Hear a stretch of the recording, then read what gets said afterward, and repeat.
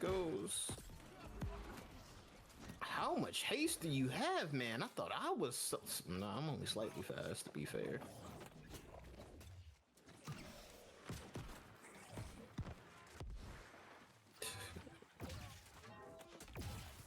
Dang, I just watched him body block Cedar like it won't nothing. Nice. Hey, that looks like a lot of fun down there. Yeah, you coming or what? Yeah. Hold up. Watch, they don't see me. Bop.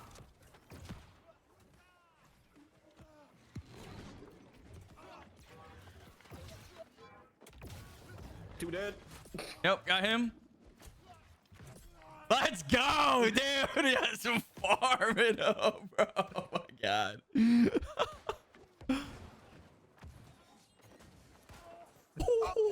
Rocket nuke, even though I got hammer tracking.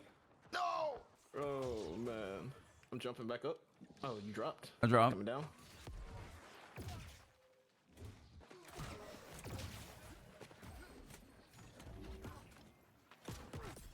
Damn. Oh, mid.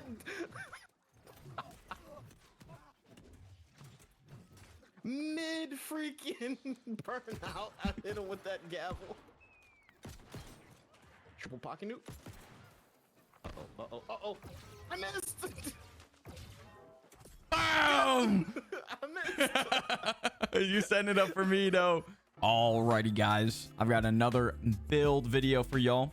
This is going to be an update to the Mjolnir Blunderbuss build from Season 7. Starting off with the helmet. You got that one piece of hasted vigor. I run this on all my builds. It is a phenomenal perk to run. Not only does it reduce the potency of incoming dot damage, but also it gives you 10% haste for 5 seconds while inflicted with a dot. And then this will be a 5-piece Shuriken Heals build. And I've got one piece of slash conditioning on the helmet. And then we have a heavy chest piece, Shuriken Heals, Anointed Lifesteal, and then Vital Synergy. Vital Synergy is a phenomenal perk that was introduced this season in Season 8. While health is below 50%, gain 15% stamina regen rate. While stamina is below 50%, incoming healing is increased by 15%.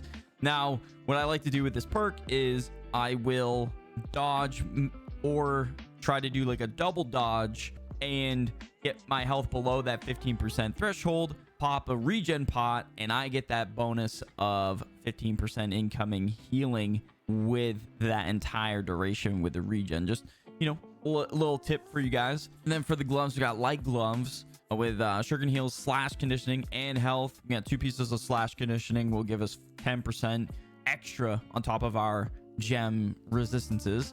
And then for our artifact on the body, we've got the medium pants that are the Azov conductors. I love this artifact, especially when I run Mjolnir. So while we're in medium equip weight, we deal 15% more elemental damage.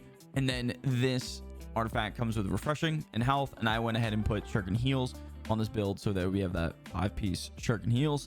And the infamous Keen Speed Boots, the Sandlion Tarsus. Yes, I finally got these to drop. Pulled them out of the sandworm crate the other day, and I've been running it on almost all my builds, and it is a night and day difference. I'm telling you, if you guys have this named gear piece, I'm telling you, it is so good.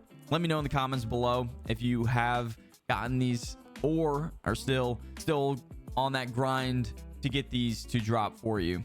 Yeah, these come with the Keen Speed, Freedom, and of course Shuriken Heals. I went ahead and put that on there. Now for our weapon artifact, the Spark of Mjolnir. This drops from the Lazarus mutation. And then its intrinsic perks, we've got Mjolnir Blessing. 99% of hammer damage is converted to lightning, and you deal 20% more lightning damage with both weapons. And its other intrinsic perk, Spark, Mighty Gavel, causes a lightning strike that inflicts a 30% weaken for 7 seconds.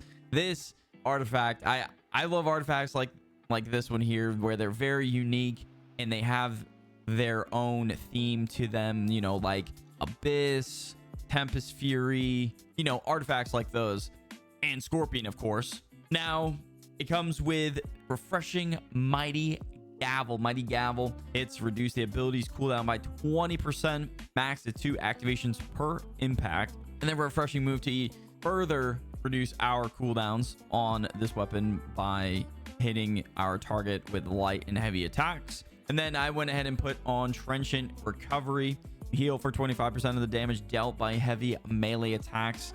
I really like Trenchant Recovery on the hammer. It is very, very nice when fighting outnumbered, just getting that quick burst of heals from the Trenchant Recovery. And then for our Blunderbuss, I've got the Commandant's Blunderbuss. This comes from the OPR crates. It's pretty easily attainable, and I went ahead and put an augmented electrified gem on this to split our damage to lightning, really get that extra damage we get from Mjolnir. And then it comes with Sharking Lightning after dodging an attack. Your next hit within 10 seconds deals 30% base weapon damage as lightning. And then it has Plague Crits, which is awesome. We need that anti-heal, especially in the meta right now. Critical strikes against targets inflict disease for 6 seconds, reducing healing effectiveness on the target by 26%. Now going healing by 13%. And then I went ahead and put on Leeching Shrapnel Blast. You heal for 35% of the damage dealt by your Shrapnel Blast. This is a phenomenal weapon perk. Just being able to have a lot of sustain with a build is very important, and it's the difference between life and death when fighting outnumbered. Now, of course, to really keep our survivability going, I'm rocking the Stalwart Heart Rune of Stone Form. I run this on all my builds. It is a phenomenal heart rune. Not only can you use it to save yourself from death, but also if you wanted to go on the offensive, you pop the stone form so that you can be interrupted and you can secure the kill. Now for our amulet, I've got divine health and thrust protection. Now you could run slash or even flame protection, but I think thrust is a good pick for what we are going with in regards to our gem setup, as well as the 2 pieces of slash conditioning as well. For the ring, I've got a Leeching Lightning Damage and Hardy Ring. Lightning Damage ring to really boost our lightning damage, especially with the Blunderbuss. Not so much the hammer, because we are going to be in power cap most of the time, so it's mainly just to really boost that Blunderbuss damage. And then for the earring, got a Healthy Toast, Healing Heart, and Regenerating. Now this has intelligence on it. Now I didn't have a 725 gear piece with con that I could run on like the jewelry or any of my other gear pieces to get a better attribute split. Now, if you do have that gear piece, you'll be able to run 350 strength, 100 int, and 200 con, and I think that would be a phenomenal attribute split, just to keep that in mind. Now our resistances, we've got 9.8 slash damage resist, 5% strike, 20% thrust, 9.8% standard, that is your bleed resist, and then 10% elemental across the board. Except for our fire damage, we get that at 16%, because the amount of fire damage that is in the current PvP sandbox is crazy. I'm telling you, you don't have enough of it, enough fire resistance, I tell you. So we've got 4 opals, 2 onyxes, 1 moonstone, and 1 ruby. Now keep in mind, since we are running 2 slash conditionings, we will have our slash damage resist up to 20% from those 2. So across the board, we are looking really, really good. Now I was saying with the attributes, since I don't have that other 725 gear piece with con to have a better attribute split, this is what I'm rocking with at the moment. 350 strength, 100 intelligence, 50 focus to give us that 10% incoming healing, and then 150 con. Now that 100 intelligence gives you 10% base damage to light and heavy elemental attacks, so we'll be buffing those auto attacks from our Blunderbuss, which is awesome. And then of course our attacks with Mjolnir will definitely be buffed as well. Moving on to the Warhammer skill tree, be sure to pause the video or take a screenshot. This is what I'm running at the moment. Now I took out the Contemption passive so I could put in, I can do this all day passive to reduce stamina consumption by 30% when blocking melee attacks. I think this is a very important passive to have. Being able to block a lot with the Warhammer and have that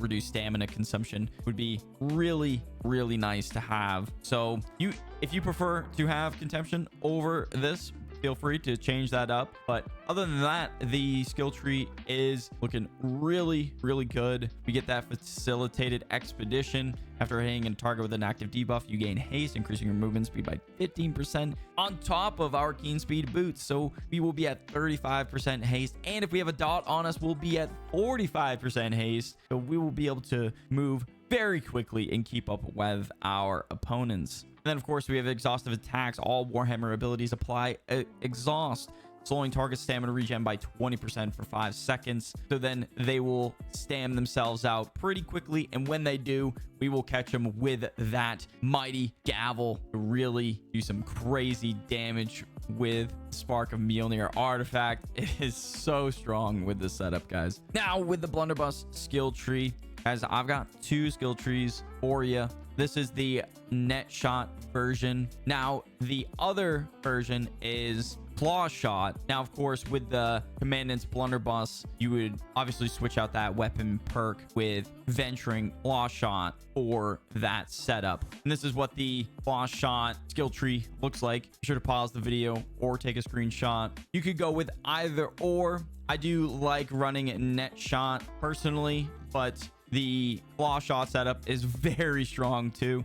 You'll be able to catch up to a lot of those fast runners, especially those musket players. You'll be able to just keep up the pressure and stay with them to secure the kill. Very strong. And now just some tips I could give you guys when running this build. I like to start out the fight kind of like baiting my attacks and starting off blocking, trying to see what my opponent is going to do, and then open with an armor breaker to then have them panic roll and catch them with the shockwave into the gavel, and you will do a lot of damage with that setup. Oh, and one thing I forgot to mention with the gear is if you've got a Sundering Shockwave gear piece, that will definitely help out a lot. I kind of wish I had one that was, yeah, Shuriken Heal / Conditioning Sundering Shockwave instead of that health there. Would be really nice to apply that 10% rend. Even running without it, we do a lot of damage. And of course, you have your BB to slow them with the net shot, and then you follow up with your auto attack, and then you put those splitting nades at their feet to follow up with a shrapnel blast. Just make sure you are shooting in between each ability to really maximize the damage, and we get a lot of that bonus damage from our ultimate on the Blunderbuss skill tree. All in all, guys, I think you will enjoy this build quite a bit. Let me know in the comments below what you think of the build. If you made it this far in the video, I really appreciate it, guys. We are well on our way to 1,500 subs on the channel. The support has been insane, and we are about 3 weeks away from season 9. It's right around the corner, so I'm going to try to get a couple more build videos out for you guys before the end of the season. Thank you guys so much for watching, and I'll catch y'all in the next one.